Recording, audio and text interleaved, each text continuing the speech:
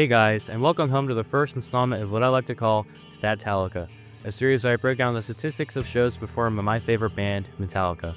I absolutely love Metallica and talking about or looking at statistics of things, so I figured that I would start Stat-tallica to not only discuss both, but also to educate other fans who may want to know more about Metallica's 40-year-long live presence. Before we move on though, I'd like to clarify that this is semi-inspired by NZCO and his videos on NASCAR statistics, so if you're into that kind of thing, be sure to subscribe to his channel. There will be a link to his channel in the description.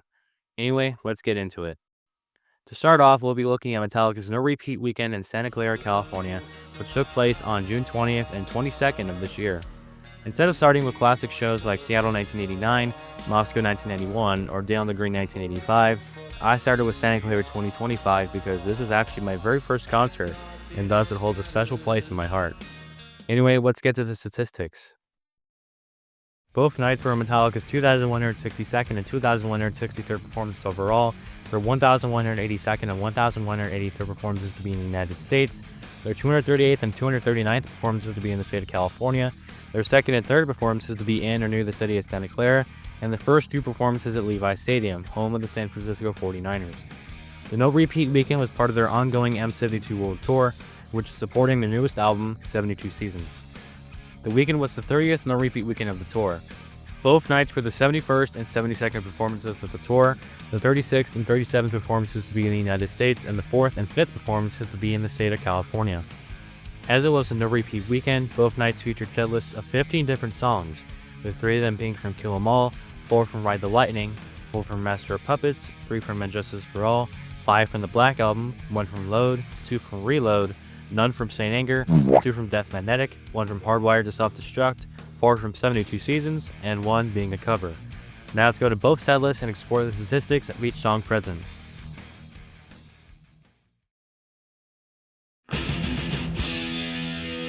Night 1 opened with Creeping Death, which was the 39th time that Creeping Death opened for an M72 show.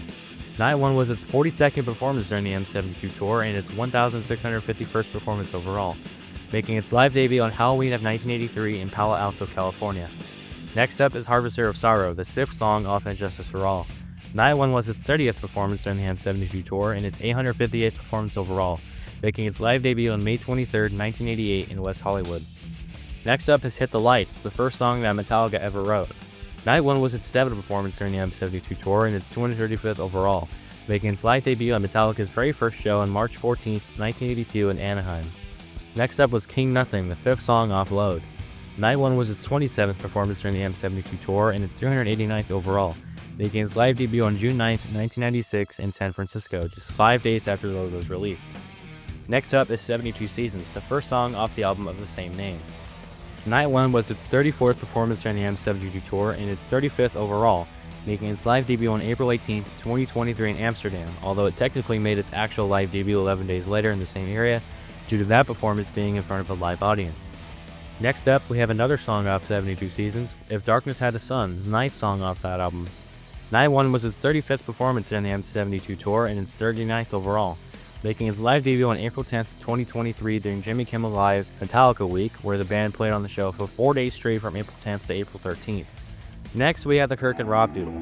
During Night 1, Kirk and Rob played Primo, which was their own creation, and during Night 2, they played Do You Know the Way to San Jose by Dionne Warwick and California Uber Allies by Dead Kennedys as homage to the former for its song taking place in the same area, and to the latter for the band being located in the Bay Area.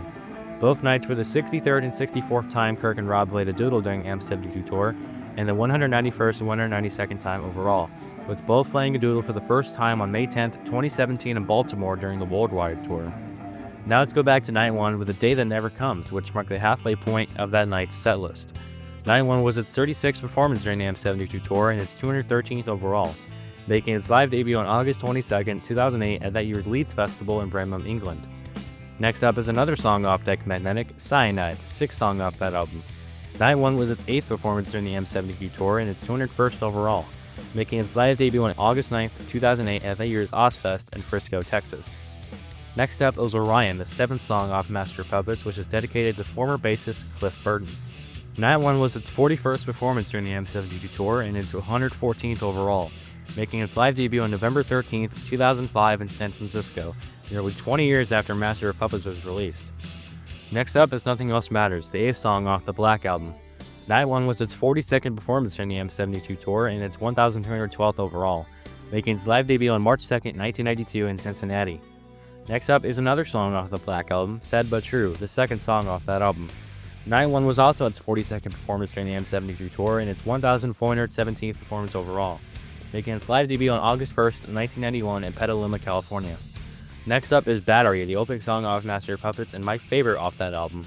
Night 1 was only its 19th performance during the M72 tour and its 1,008th performance overall, making its live debut on March 27th, 1986 in Valley Center, Kansas. Honestly, when I looked at the number of performances for Battery during the M72 tour, I was kind of surprised that after its latest no-repeat weekend in Denver, Battery's only been played 20 times and overall it's the 11th most played Metallica song. However, the small number of plays during the M72 tour is likely a factor of the fact that the quartet is getting quite old and, as such, playing songs as fast as Battery consistently every weekend could be more taxing on them now than, say, 20 years ago. But hey, that's just my theory. Anyway, let's move on. Next up after Battery is another opener, this time the one off Reload, Fuel. Night 1 was its 38th performance during the M72 tour and its 569th overall, making its live debut on February 9th, 1997 in Rosemont, Illinois. Next up is Seek and Destroy, the 9th song off Kill 'Em All. Night 1 was its 42nd performance during the M72 tour and its 1,652nd performance overall, making its live debut on July 3rd, 1982 in Costa Mesa, California. Master of Puppets would round off Night 1 of the no-repeat weekend, which is the 35th time that this song closed an M72 show.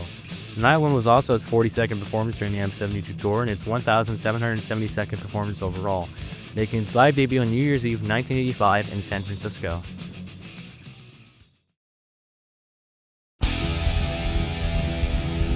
Night 2 opened with Whiplash, which was the 31st time that Whiplash opened for an M72 show.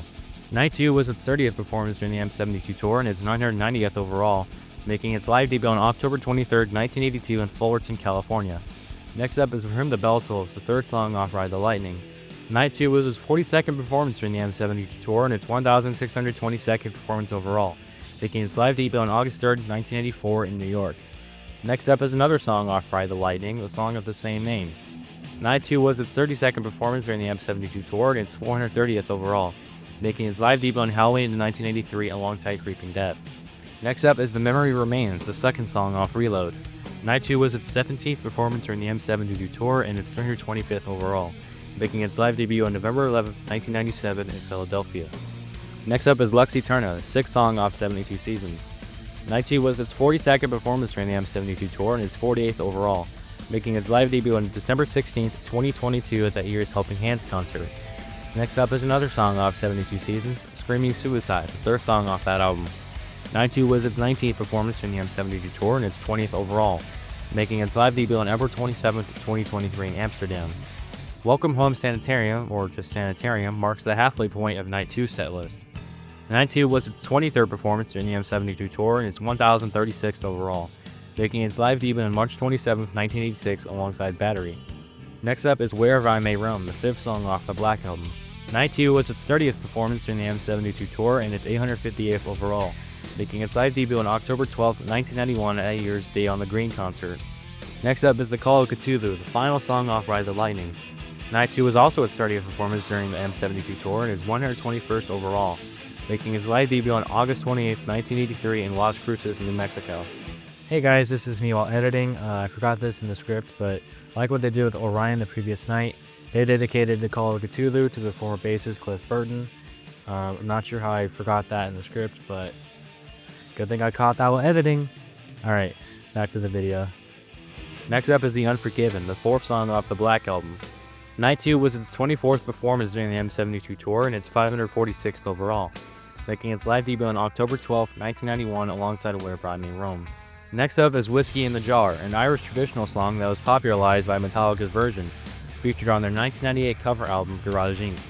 Night 2 was its 16th performance during the M72 tour and its 104th overall, making its live debut on November 17, 1998 in Toronto. Next up is Blackened, the opening song off Injustice for All. Night 2 was its 18th performance during the M72 tour and its 546th overall, making its live debut on September 11, 1998 in Budapest. Next up is Moth and the Flame, the 4th song off Hardwired to Self-Destruct. Night 2 was its 29th performance during the M72 tour and its 216th overall, making its live debut on September 27, 2016 in New York.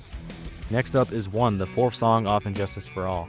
Night 2 was its 42nd performance during the M72 tour and its 1,612th overall, making its live debut on September 11, 1988 alongside Blackened.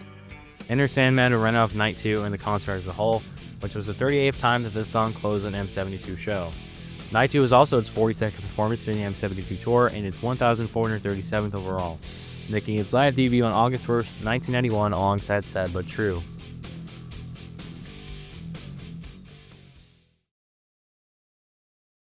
When it was all said and done, Metallica's No Repeat weekend in Santa Clara proved to be an incredible success, receiving thunderous praise from various members of the Metallica family, including myself and my parents. It was an absolute blast to be there and watch them play the classic songs they're known for, as well as hits from 72 seasons. However, I feel like the best part from both nights was being able to see the quartet on stage in person instead of through a screen like on their official concert videos. That part was mind-blowing for me, especially on the first night. If you're a metal fan and have never been to a Metallica concert, you definitely need to go to one when the chance is available. Trust me, it's worth a pretty penny. Moving on, Metallica would travel to Denver the following week for another No Repeat weekend, where the two set lists were the same, except Holier Than Elephant the Black Album was played in place of Hit the Lights, and Too Far Gone from 72 Seasons was played in place of Screaming Suicide. That weekend in Denver would be the final Metallica concert in North America for the year 2025, and will be the latest show for a while until Metallica goes down under in November to play 6 shows in Australia and New Zealand. Then a month later, they'll make their debut in Bahrain and also perform in the United Arab Emirates as part of the after-race concerts to F1's Abu Dhabi Grand Prix. But with that, we've reached the end of the video. If you made it this far, thank you for watching the first installment of Stat-tallica. If you enjoyed this video and want to see more analyses, be sure to like and subscribe. Let me know in the comments which Metallica show you want me to make an analysis on next. But with that, thank you for watching, and don't forget to hit the lights, become King Nothing, and sweep lock your life away, because nothing else matters. Peace.